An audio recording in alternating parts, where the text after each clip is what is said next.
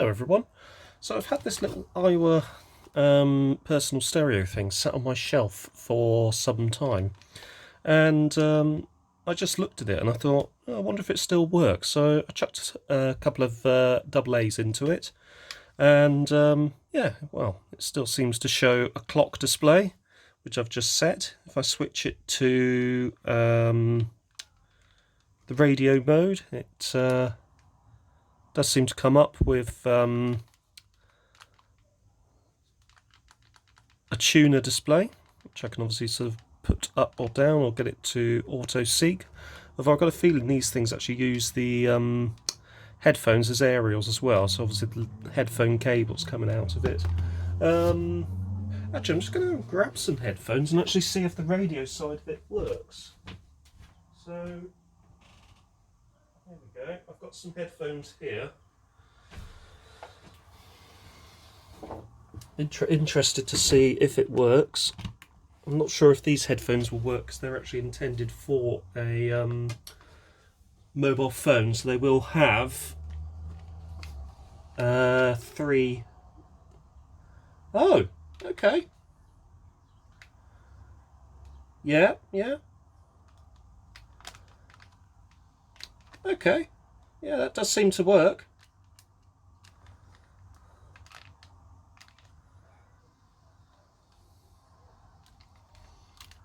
Okay, so yeah, it does work.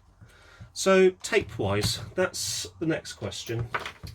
Now, if I hit play, oh, that's not play, this is play here. If I hit play,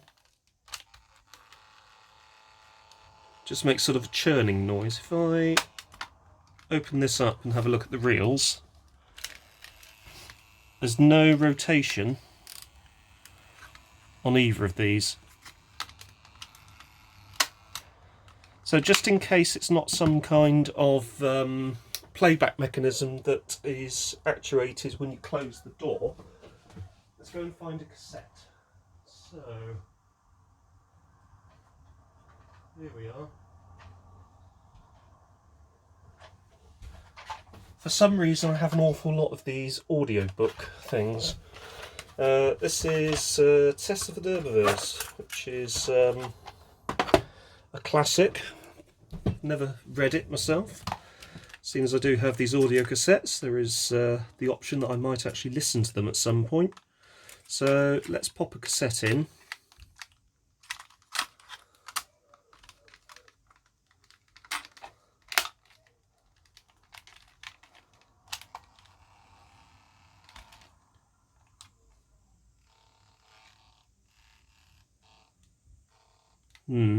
This just makes some sort of noises and stops. So let's pop in the headphones.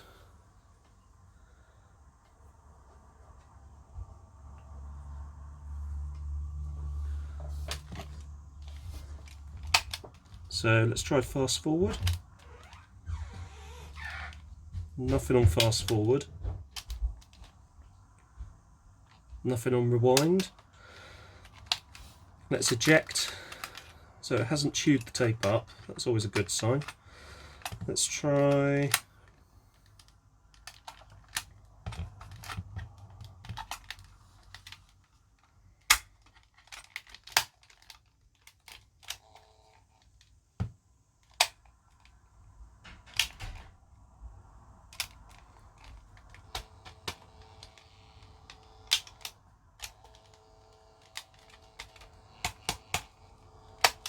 Yeah. So, yeah, definitely no movement there. So what we're going to have to do is take this apart, have a look and see if there is something obvious amiss with this. So, first thing we'll do is pop out the batteries. So here's a couple of batteries. There we go. And there we go. Now let's have a look at how this is assembled, so we can get a better idea about how to get inside of it if we can work out how it's assembled. So it looks like we have a separate top piece here, which is held in with these two screws. So I would imagine that that would come away like that. We have a selection of screws holding, I would assume, this back panel in place. To be safe, I'm going to remove all of them. And because this is incredibly small and fiddly, I'll probably have to use an incredibly small and fiddly screwdriver. Now, if possible, I don't really want to destroy this. So if I can't do anything with it, it will go back together. And that'll be the last we speak of it.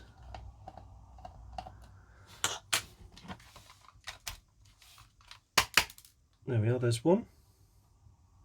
There's the other. I'm hoping that they're going to be the same around the whole unit. Otherwise we'll need to keep them separate. And so far so good, it looks like they're the same.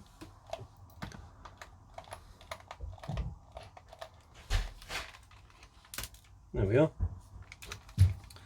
Then I'll do these two ones on the bottom.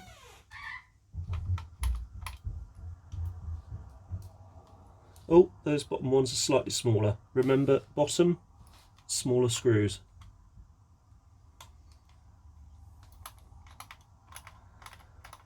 So we'll need to remember that. And then we've got this side.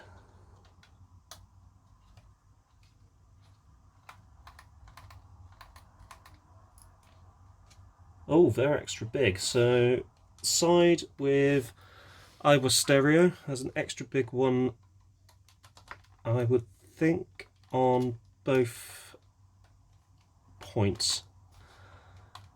Yeah, so there we go. So that will denote bottom and top. Okay, now that's done.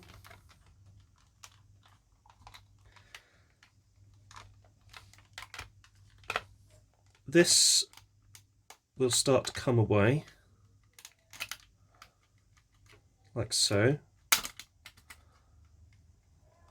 And that's good, that's exposing the unit itself. This one should also start to come away as well.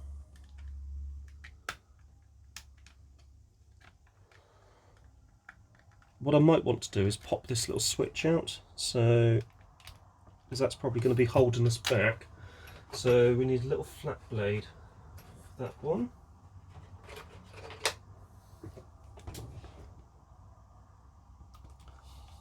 Whey! Thankfully it hasn't gone off too far. There we go, so that should release the back.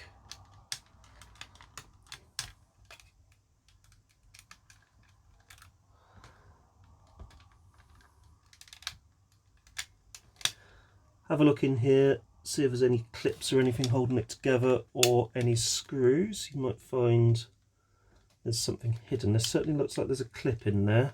You can see it there. There you go. And away it comes. So, look at that. Immediately you can see what the problem is. This belt is absolute toast. There's another belt in here, also complete toast as well. Now, they haven't turned into that horrible goo yet, but they're right on the cusp of doing so. So I'm going to first off gently remove it, because that will just, yeah, look at that. Absolutely had it to pieces. Right, the next one is actually underneath the circuit board, so we need to work out how to get into here, because this circuit board is obviously in the way. The way I like to do that is to actually sort of look at the unit side on like this and identify where there appear to be little posts. So, and those posts would sort of normally determine where the unit, or rather the board, screws into the unit itself. So we've got a little black screw here, there's a little post there, so that's a possibility. So we'll pop that out. Keep the circuit board screws separate. There's a screw there which I don't know if it is or not. I've got no way to tell, so that will come out as well.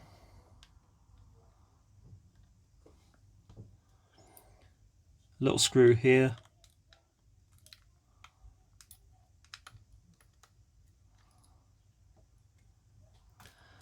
There's a little black one up here.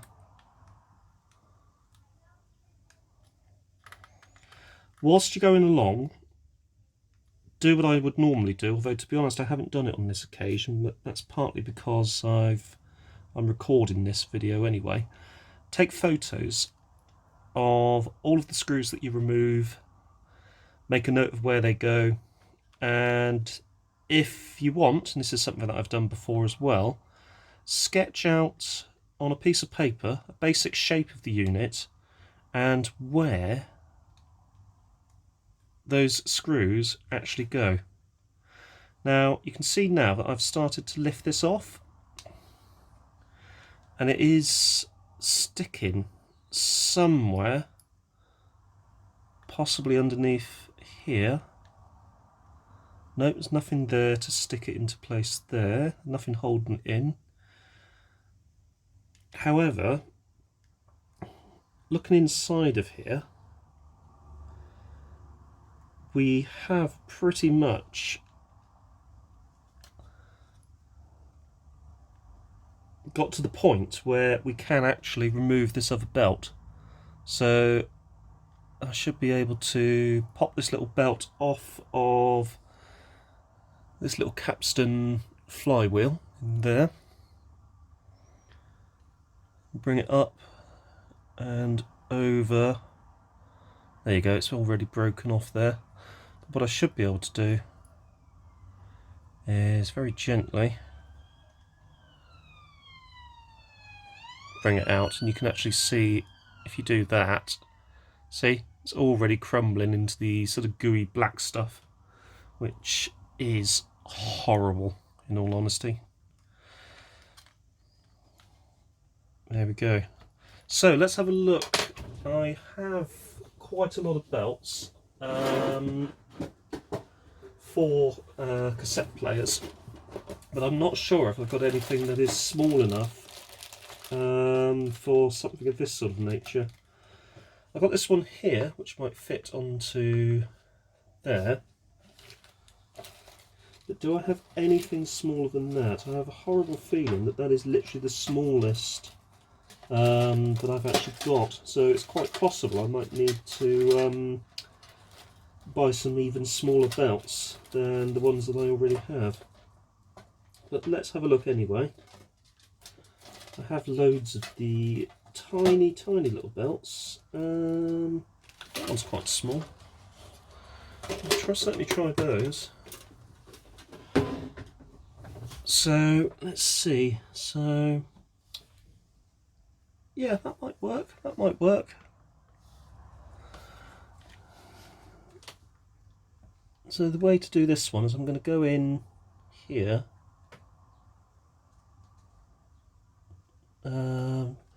Actually easier said than done, to be honest. If I prise this up to about there, that's as far, I've got to be honest, that's as far as I really dare go, because you're getting to the point where you're beginning to snag on the AM aerial, and I don't really want to go any higher than that. It does mean that if the tape mechanism has had it completely, that's pretty much it. Unless you fancy desoldering things. I've got a feeling these square belts might actually be too thick, you know. But we will give it a go. So we'll put that over there.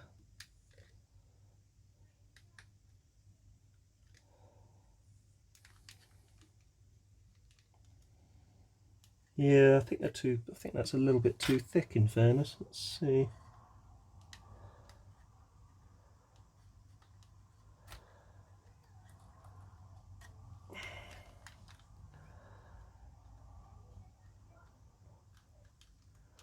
Although in fairness, it's not really sort of round the big capstan flywheel. Right, give me a couple of minutes for this. I'll see if I can make this work. So unfortunately, it does look like that might be too big. Certainly from the perspective of the actual, actual sort of size of the belt itself. So what I'm going to do is just pop it out of there, get it out of the unit itself, and that can actually go to one side for now. So collect all of the screws,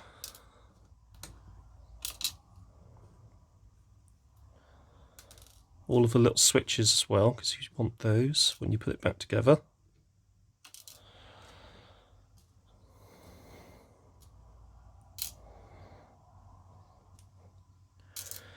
And we will deal with that once we've got the new belts. Now, what I will do is have a look at the size of these belts that we have here. So I'm going to use my vernier calipers again to do this. So I'll just get that out of the bag in the background.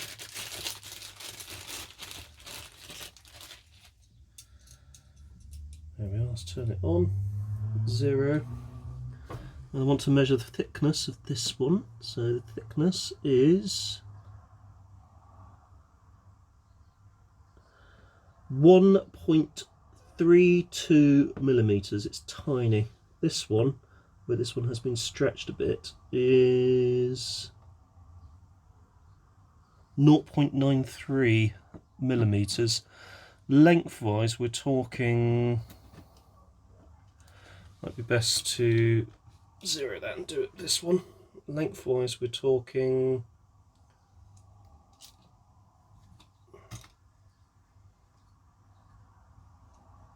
so about there.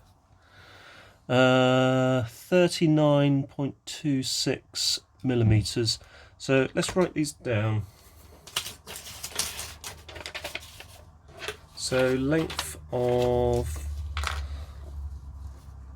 39.26 millimeters.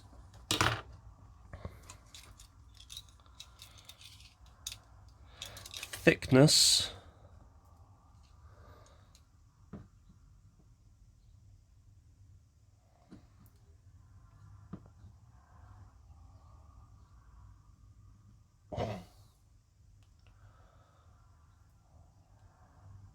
1.62 millimeters thick.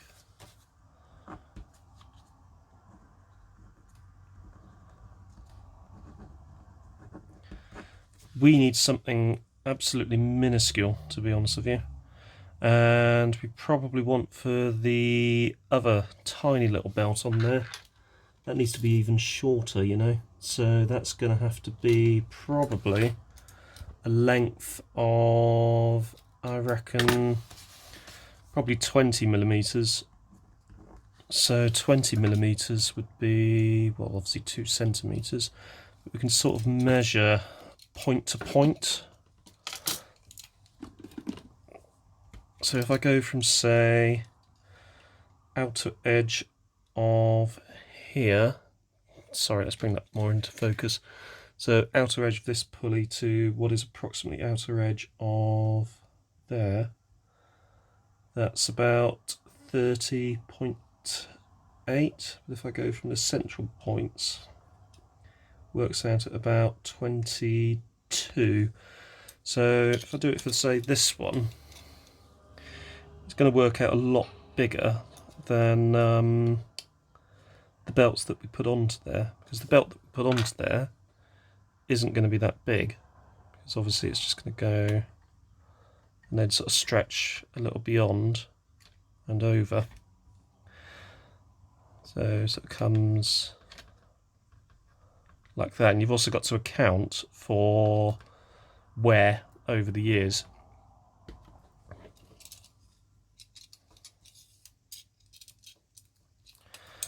So we probably want something between 20 to 22 millimeters in length and about 1.62 millimeters thick.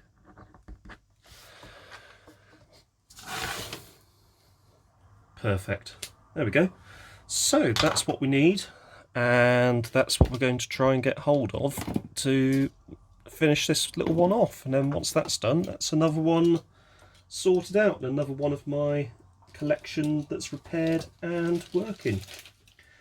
Anyway, if you have found this video interesting, don't forget to hit the like button, and don't forget to subscribe, and I will also see you in the next video. Thanks for watching, take care, and see you soon.